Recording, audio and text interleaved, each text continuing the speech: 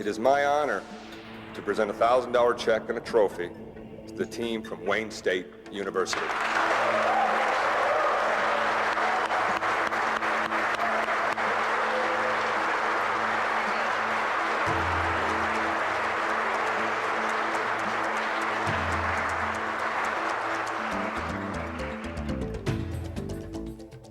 The value is there for the students' sake. We get to look at real-world problems, real-world technology. You know, we're doing research. The value for the students' experience, learning experience, is definitely there, and it's well worth it.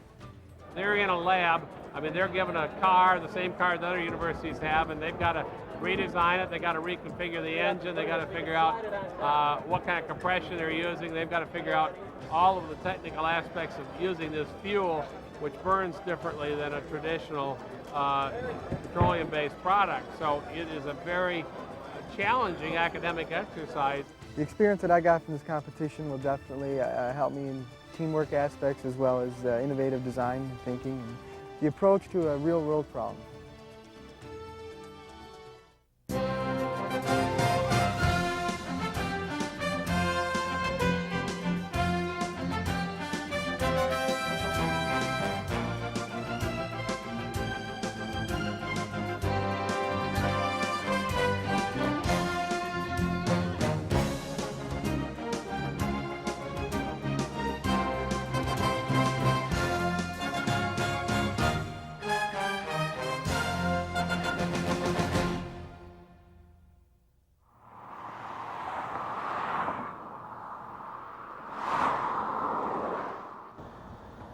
September 1997, Paul Nehra, a mechanical engineering student at Wayne State University in Detroit, and a few of his close classmates find themselves at the beginning of an arduous journey.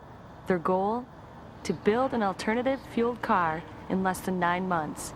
A competition-ready car that could seize a national title at the 1998 Ethanol Vehicle Challenge. After waiting anxiously over the summer, the students and their faculty advisor, Professor Dinu Terraza, learned their proposal was approved by the U.S. Department of Energy. They are one of 14 schools and universities across the United States and Canada to compete on Memorial Day 1998. They face the daunting task of re-engineering a 1997 Chevy Malibu to run efficiently on a blend of ethanol, an alcohol made from corn. Yeah, it's like square root. It's a square root. As rookie engineers, they are motivated by the challenge of working with the new technology, as well as the idea their efforts could actually improve on it and someday result in the contribution to a cleaner environment. From the beginning, we really looked at ethanol as a challenge because we really didn't know the properties of ethanol. That was one of the biggest things we had to understand. And there was a lot of issues that we didn't know of because most of us had been involved in alternative fuels. So it was at this time that we learned, corn-based fuel, we learned cleaner emissions and these kinds of things. The major differences between the gasoline and the ethanol are that ethanol is much more corrosive than the gasoline. And the second one is that the octane number of the ethanol, it's much higher than the gasoline one. The ethanol has around 110, 120 octane number, and the gasoline, it's usually between 87 and 94 at most. It's a renewable resource. As opposed to gasoline, it's something that we don't know when it's going to run out. We have an idea, but with ethanol, it comes from biomass, things like corn, so it can be reproduced, so it's something that's not going to run out. From the initial small group, Team Ethanol has grown to a solid core of 10 team members. Paul Nehra proves to be a knowledgeable and resourceful leader of the group. I'd like to tell you from the very beginning that I was very happy with this student team. They have been from the very first time very enthusiastic about this project. Well, I first became a part of the team. Paul Nehra called me and approached me. He wanted to do, it was our senior year, he wanted to do some type of project that was not just theory, that applied what you had learned and do some hand-on experience.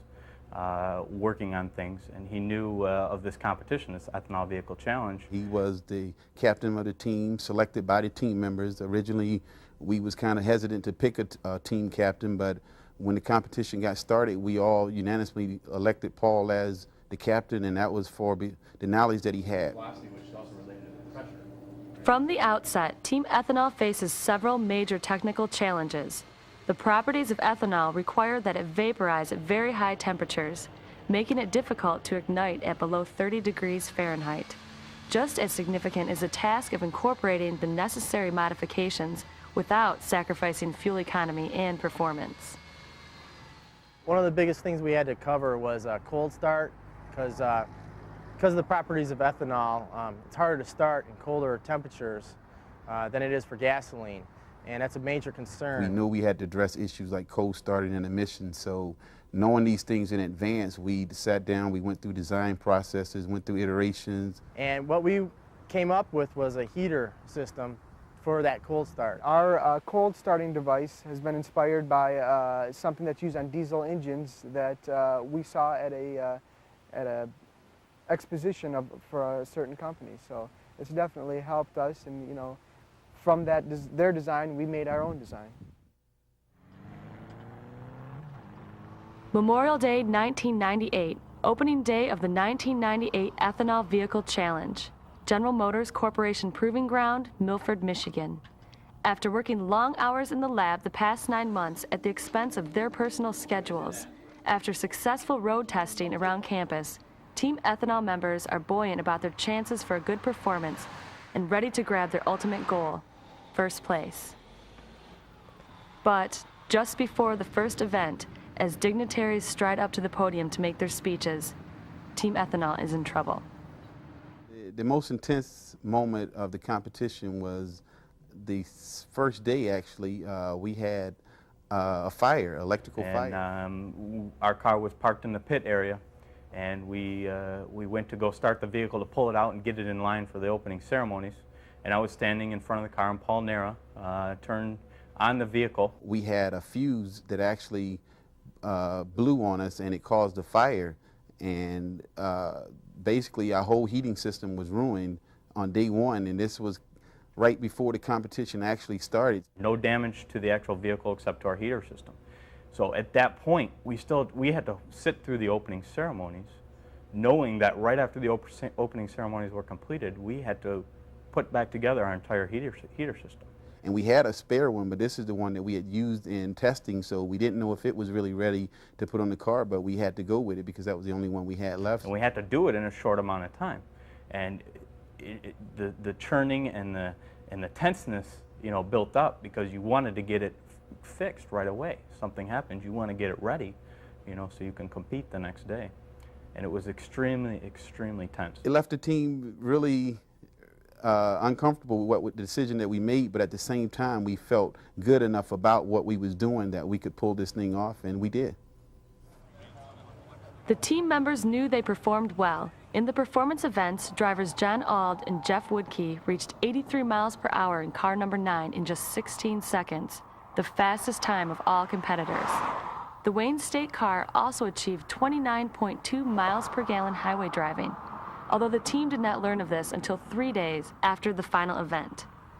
In fact, all the teams had to bite their nails until the final results were calculated and revealed at a special ceremony in Washington, D.C. There, officials announced that Team Ethanol accumulated 797 points out of a possible 1,000 and a first-place finish. I just remember being at the award ceremony, and they're naming off the top 5 teams, and they kept counting down, and they came to the second team, and I thought, well, maybe we got second place. And then they named the second place team, and they said it was Waterloo. And they came to the first place team, and there were still doubts in my mind. And then when it came down to last two, it was just, I knew we'd won, and it was no other feeling like it. It was really special to me. And it was a great sense of pride that went through all of us. Very, very exciting time. When they called Wayne State out, everyone jumped up from the tables. We all started giving high fives, and it was just great. It was a feeling that I'll cherish forever. From this experience, I think I can take this into my place in the workforce and be that much more of an impact at where I am at my job. As young engineers, to get that hands-on experience early is very important. When I came into this project, I had very little automotive experience, and now I'm working on future vehicles of 2000, 2002. Do I look forward to a career in this field? I can't wait. I've recently graduated, beginning working in this industry in about 2 weeks, so I'm really looking forward to it.